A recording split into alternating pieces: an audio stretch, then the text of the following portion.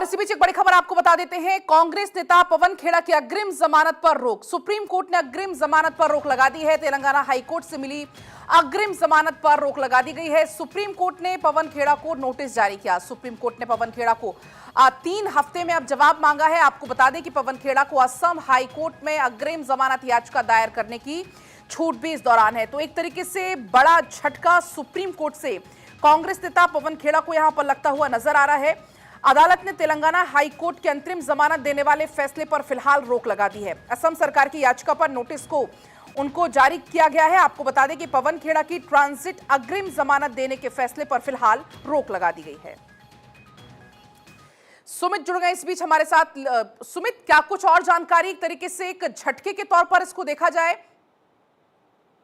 देखिए, कांग्रेस नेता पवन खेड़ा के लिए सुप्रीम कोर्ट से बड़ा झटका कहा जा सकता है, क्योंकि पिछले हफ्ते तेलंगाना हाई कोर्ट ने उन्हें 1 हफ्ते की अंतरिम जो अग्रिम जमानत जो है वो एंटीसिपेटरी बेल उन्हें दी थी, जिसके खिलाफ असम सरकार ने सुप्रीम कोर्ट का रुख किया था। असम सरकार की याचिका पर सुनवाई करते हुए सुप्रीम कोर्ट ने पवन खेड़ा की ट्रांजिट अग्रिम जमानत देने के तेलंगाना हाई कोर्ट के आदेश पर रोक लगा दी है। साथ ही सुप्रीम कोर्ट ने पवन खेड़ा को नोटिस जारी कर 3 हफ्ते में जवाब देने को कहा है। असम सरकार ने तेलंगाना हाई कोर्ट के इस आदेश के खिलाफ ये कहते हुए सुप्रीम कोर्ट का रुख किया था कि तेलंगाना हाई कोर्ट को इस केस की सुनवाई का क्षेत्राधिकार जो है वो नहीं है, जिस पर सुप्रीम कोर्ट ने भी माना है कि जिस तरह से आधार कार्ड जैसे दस्तावेज में कई जानकारी जो है वो पवन खेड़ा की ओर से छिपाई गई है, वो कहीं ना कहीं हैरान करने वाला है। तो कहीं ना कहीं सुप्रीम कोर्ट ने असम सरकार की दलीलों को गौर किया है और पवन खेड़ा को झटका देते हुए तेलंगाना हाई कोर्ट के आदेश पर रोक लगा दी है।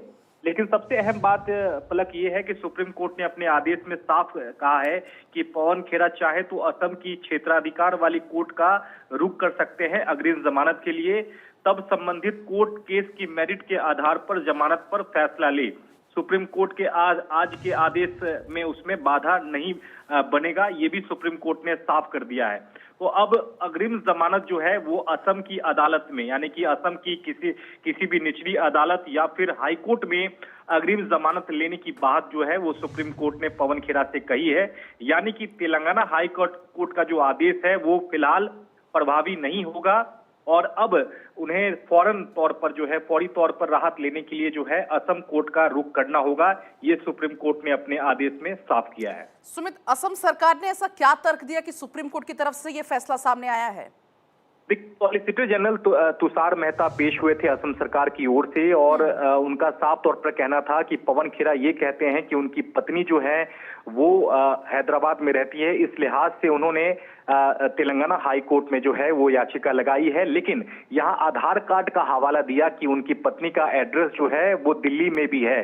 तो कहीं ना कहीं सुप्रीम कोर्ट ने इस बात को लेकर हैरानी जताई है कि दस्तावेज में किस तरह से हेरा फेरी किया जा सकता है और ये एक तरह से परेशान करने वाली बात है। और सुप्रीम कोर्ट ने भी हैरानी जताई है कि गलत दस्तावेजों के आधार पर तेलंगाना हाई कोर्ट से अपने पक्ष में आदेश लिया गया। फैसला आया। फिलहाल बहुत आपका शुक्रिया पूरी जानकारी के लिए।